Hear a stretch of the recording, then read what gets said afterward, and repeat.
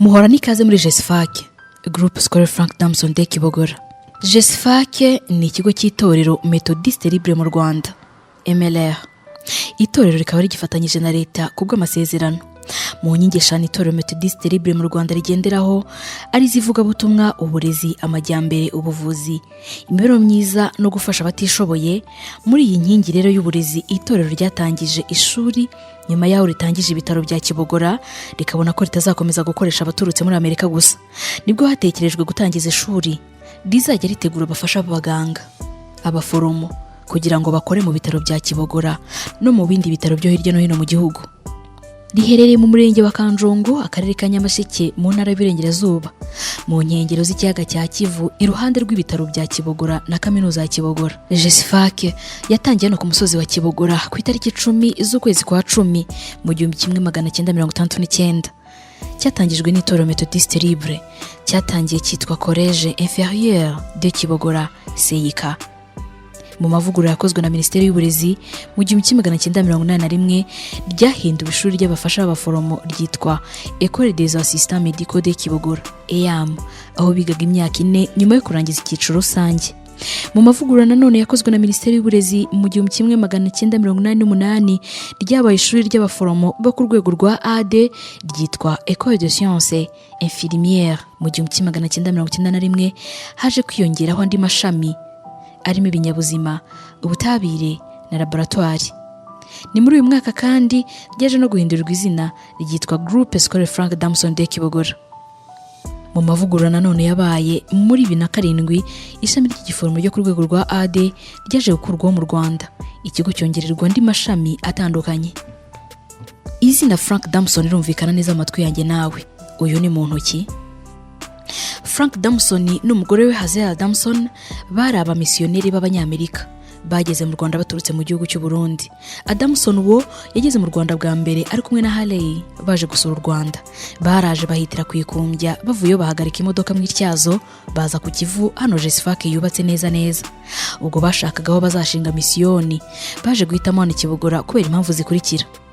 Nta bandi ba Protestant bari bahegereye, hari isoko y'amazi meza, hari ibumba ry'amatafari n'amategura, hari hatuwe, hari ikibanza gihagije, hari hegereye umuhanda nyabagendwa uza cyangwa na Kibuye, hari haryoheye amaso umuntu yitegeye ikiyaga cya Kivu n'ibirunga. Nyuma yo gusura no kuhashima basubiye i Burundi, nibwo Frank Damson ari kumwe na Hazel Damson n'abana babo 3 bahagurutse Rwintare mu gihugu cy'u Burundi ku itariki 12 Gashyantare mu 1942. Baherekejwe n'abarundi barari Bujumbura, buracya barakomeza barara Bukavu, bagera Kibogora kwa 15 Gashyantare mu 1942 saa 8:30 z'amanywa. Bageze Kibogora bakira urugwiro nk'uko nabo bwabo bagiye babyivugira, babafasha kubamba amahema ari nako bazanira ibyo kurya, ibigori n'ibindi. Gakoko nawe yari umutware, yari sushefu, amenye ko baje abohereza inkwi zo gucana n'inka yo gukama, yohereza inkoko n'ibindi mu buryo bwo kwakira neza abashyitsi baje bamugana. Ibyo byarabafashije nk'abantu bari bamaze iminsi mu rugendo bageze mu gihugu badafite mu muntu bazi, batarabona iduka bahahiramo cyangwa isoko ngo babone uko bahaha. Ku cyumweru tariki ya 17 Gashyantare mu 1942 nibwo batangije iteraniro rya mbere, begeranya abakozi ndetse n'abaturanyi bahamwe bateye amahema barasenga. Nyuma yaho Hazel Damson atangira ibikorwa byo kwigisha gusoma no kwandika no kuvura indwara zoroheje, naho Frank Damson atangira ibikorwa byo guharuza umuhanda uva Tyazo uzana Kibogora. Uku gufatwa neza no kwakirana urugwiro nta kabuza nibyo byatumye nabo bashyira imbaraga zabo zose mu guhanga JESFAC. Ubu kikaba ari ikigo kiratwibigwi na benshi mu bakirerewemo. Abize hano ntawe usaba umunyu, nibo nkingi z'ibyiza byinshi mubona hirya no hino mu gihugu. JESFAC yabaye impamba ikibaherekeza kugeza amagingo aya. Aba ni Ishimwe Fiacre na Mukamurenzi Esperance. JESFAC mu ruhande rwanjye, JESFAC yaramfashije mu 2000. Mu 2000 maze gukora troncome nari ndwaye igifu, maze ibyumweru 2 mbazwe. Bemera kumfata, ansharije ubuyobozi bwari buriho icyo gihe, buha uburenganzira ababyeyi kujya banzanira regime ivuye mu rugo kugira ngo ntazarushaho kumererwa nabi. Icyo nacyo cyankoze ku mutima, gituma JESFAC nyikunda. mbona abantu babize hano muri jesfake dufitanye ubumwe, kandi ntabwo tureba ngo kuba yarize umwaka uyu cyangwa poromosiyo n'iyi. Twebwe muri rusange waba wagize ibyago cyangwa se no gusurana ni ibintu byiza, ni ibintu byiza. Turafatanya tutarobanuye, tutavuze ngo uyu nguyu ni uwo mu mwaka uyu n'uyu. Ibyo ngibyo iyo yabyaye turageranya ubushobozi tukajya kumuhemba, iyo yagize ibyago twegeranya ubushobozi. Tugira n'indi asosiyasiyo yitwa forumu jesfake y'abantu bake duherutse guhurira muri disitirigite ya Nyamagabe yitwa Gasarenda. Turaganira tugira byinshi tugeraho. Mu by'ukuri iyo ubonye ubufatanye bw'abantu bize muri jesfake ubona ari ibintu byiza. Ukuntu twabanye, uko kuntu twafashanyije, uko kuntu twazamutse mu by'agakiza, uko kuntu abayobozi bageragezaga kutwereka urukundo, ibyo byose nibyo bituma turushaho kugirana ubumwe kugeza n'ubu. Ntabwo isaza iyo mpamba ntabwo isaza, kuko niyo urebye cyane nk'abantu bize siyanse z'infirimiyeri, aho ugeze mu bigo bimwe na bimwe kwivuza, usanga abantu bize muri jesfake biranga mu kinyabupfura, biranga kwakirana, mbese bakakirana yombi. Muri make jesfake turayikunda. Umuzungukazi witwa Borodari wakoragamo hano yakundaga kutubwira uburyo umuforomo agomba kuba ari umuntu uri determine, ukora ibintu ashaka, akunze, kandi yumva yuko bigirira community cyangwa se abantu muri rusange umumaro. Byatumye rero twidetermina, umuntu akumva afite intego. Byatumye ngira intego ku buryo byamfashije nageza kwiga igiforomo muri jesfake, nza kujya gukora, nyuma nza kwiga kaminuza. Icyiciro cya mbere cya kaminuza n'ubundi niga igiforomo, icyiciro cya kabiri cya kaminuza n'ubundi aba aricyo nkomeza. Byaje kumviramo ikintu cyiza cyane, uko nguko gukomeza numva intego yanjye yo kuzaba umuforomo nshaka kuba we. Nabikuye hano muri jesfake, ubundi umuforomo ukorana n'abaganga batagira umupaka, Médecins Sans Frontières.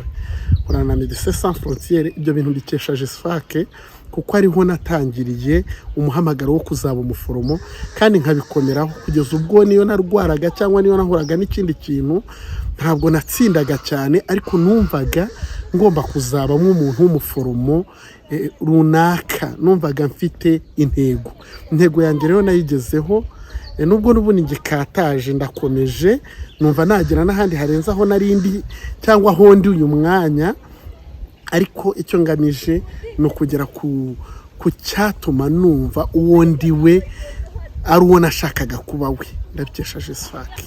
Abantu twabanye muri jesfake ku rwanjye ruhande mbabona nk'abantu beza n'abantu bazima, dufite intego yo kugaruka gushima jesfake nk'umubyeyi. Jesfake ni umubyeyi, dukesha byinshi. Muri iyo ntego dufite ubufatanye, kandi n'ubundi amapromosiyo atandukanye n'ubundi agenda afashanya, ariko noneho ubu ngubu twakoze ikintu cya rusange kuva ku bahize, kuva jesfake yatangira yitwa EAM kugeza kuri uyu munsi abagiye baharangiza mu buryo butandukanye. Dufite intego yo guhura kandi tukazakora igikorwa gifatika hano muri jesfake, dushimira jesfake nk'umubyeyi, dushimira kandi abarezi batureze, hari abagihari, kandi tunishimira yuko twabaye abo twifuzaga kuba bo. Biratunejeje kandi bizatuma n'abana batoya bari muri jesfake bagira icyizere, bazatekereza ko ejo habo hazaza hazaba heza kuruta uko babyibwiraga, cyangwa abenda gucika intege. Nkuko nakubwiye yuko kwiga kwanjye byamvunaga, hari ababa benda gucika intege, nabona baje akamenya amateka yanjye nkanjye, akamenya ko naje kuzavamo uwo nabaye we, kandi mbikuye kuri jesfake bizatuma atekereza yuko nawe imbere heza hashoboka. Kuhiga byonyine ntibyari bihagije, byasabye bamwe muri izi ntore zahatorejwe kuhazana ababakomokaho ngo nabo bibire muri iki kigega cy'ubumenyi, ikinyabupfura, byose bifubitswe n'indangagaciro yo gusenga. Ikintu cya mbere cyanejeje no kumva umwana wanjye yiga hano muri JESFAC byaranejeje cyane. Nkurikije n'ubuzima nabayemo muri JESFAC nanejejwe nuko umwana wanjye ageze muri JESFAC. Numva ndatuje, numva JESFAC ndayikunda. Kuba rero njye narahize n'umwana wanjye akahiga, mba numva ari ishema, numva ari byiza, mba numva nyine ngomba gukomeza gusigasira uwo muco nahabonye, nkumva ko n'abana banjye bakagombye kuhagera n'iyo myigire ishingiye ku idini, bakaba batozwa umuco mwiza wa gikristo, nabyo numva bifasha mu burere bw'abana banjye. Turagishima rwose nk'ababyeyi, nk'umubyeyi uharerera rwose turagishima kuko badufasha mu burere bw'abana, kandi ngashima ko n'abana ba hano baba bafite imyitwarire myiza. Ubona umwana wize hano nyine ko ari umwana mwiza ushoboye, ugiye muri sosiyete nyarwanda, ko azirwanaho mu buzima busanzwe, uretse ko byashingira ku myemerere baba bakuye hano, ariko bigashingira no mu buzima busanzwe kuko babatoza kubana neza nk'abanyarwanda. Abakiharererwa ubu bemeza ko umusingi w'ababakomeye urume ari wo nabo bagenderaho, bakanizera ko urumuri basize babacaniye ruzakomeza kubajya imbere, nk'uko Rukundo Jean uhagarariye abanyeshuri muri JESFAC abyivugira. Nko ku kijyanye n'ababyeyi bacu bamwe muri twebwe bagiye biga aha ngaha, bavuga ko kuva na kera hose JESFAC yahoze ari ubukombe bijyanye n'imyigire, bakavuga ikijyanye n'imyitwarire, ikinyabupfura, ari nacyo gituma banafata umwanzuro ukavuga uti ahantu twize reka tuhagarura abana bacu nibuze nabo bahakura indangagaciro nzima. Ikindi bavugaho nanone nk'uko nari nabivuze ni indangagaciro yo gusenga n'uyu munsi yarogeye. Impamba mpakuye nuko nahakiriye ishingiro ry'imyitwarire myiza kuri njyewe. Ntabwo ari ukuvuga ko wenda nahagize ndafite myiza, ahubwo iyo nari mfite bamfashije kuyiboneza, bayishyereza umurongo muzima. Ikindi nakundaga kwiga siyansi cyane, ariko nkigira mwaha ngaha bampaye icyo nakwita inspiration kugira ngo mbashe gukomeza kwiga. Naho n'indi mpamba mbakuye, ikindi kintu mpakuye kizamfasha mu buzima bwanjye bwa buri munsi ni ukutaba umunebwe mu byo nkora byose, kandi nkagira gahunda nkagomba no kwigenderaho. Ibyo ni amateka. Ubu JESFAC yahagaze ite? Ni ikigo gikunzwe, ni ikigo ababyeyi bashaka kurerera. Hari benshi mu by'ukuri, ariko cyane cyane babikura ku ireme ry'uburezi dutanga, kuri discipline dutoza abana. Groupe Scolaire Frank Damson de Kibogora ni kimwe mu bigo by'indatwa biri mu karere ka Nyamasheke. Ni ikigo gicumbikira abanyeshuri b'abahungu n'abakobwa. Kugeza umwaka ushize wa 2023 abanyeshuri baharangirije bose hamwe bagera ku 10,620, haba mu cyiciro rusange no mu cyiciro cya kabiri cy'amashuri yisumbuye. Namwe murimo. Bamwe mu bahize bari mu mirimo itandukanye yo kubaka igihugu hirya no hino mu gihugu, imbere no mu mahanga no mu miryango mpuzamahanga. Muri bo twavuga Mushinzimana Apollinaire, uyu ari muri Sena y'u Rwanda. Jimmy Gasore ni minisitiri w'ibikorwa remezo. Bumaya André, uyu yabaye ambasaderi. Ndizihiwe Leo Fidel akorera ku rwego rw'umuvunyi. Nta bitaro na bimwe byo muri iki gihugu utasangamo abize JESFAC. JESFAC ni ikigo cyigisha amasiyansi n'ubuforomo. Gifite icyiciro rusange O level, icyiciro cya kabiri cy'amashuri yisumbuye mu mashami 5 akurikira. ANP ni igiforomo, MCB ni imibare, ubutabire n'ibinyabuzima, PCB ni ubugenge, ubutabire n'ibinyabuzima, PCM ni ubugenge, ubutabire n'imibare, MEG ni imibare, ubukungu n'ubumenyi bw'isi. Iri shami ry'igiforomo nyuma y'imyaka 15 rihagaritswe mu gihugu, leta yongeye kubona ko ari ngombwa, yongeye kurigarura mu mwaka w'amashuri wa 2021-2022, aho mu bigo 7 mu gihugu byahawe uburenganzira bwo gutangiza iri shami na JESFAC irimo, akaba ari nayo yatoranyijwe mu ntara y'Iburengerazuba yose. Ubu abambere bageze mu mwaka wa 6, uyu mwaka bazatangira gusohoka. Ni ikigo gitsindisha neza kuko abaharangirije hafi ya bose babona amanota bajyana muri kaminuza zo mu gihugu n'izo hanze y'igihugu. Ni ikigo gihora ku isonga mu gutwara ibikombe, haba ku rwego rw'akarere no ku rwego rw'igihugu. Ni ikigo gitoza abana indangagaciro z'umuco nyarwanda, kigatoza kandi abana bakigamo indangagaciro yo kubaha Imana no gusenga. Kugeza ubu abanyeshuri ba JESFAC bose hamwe ni 780 barimo abakobwa 385 n'abahungu 395 bahagarariwe n'abarimu n'abayobozi 67.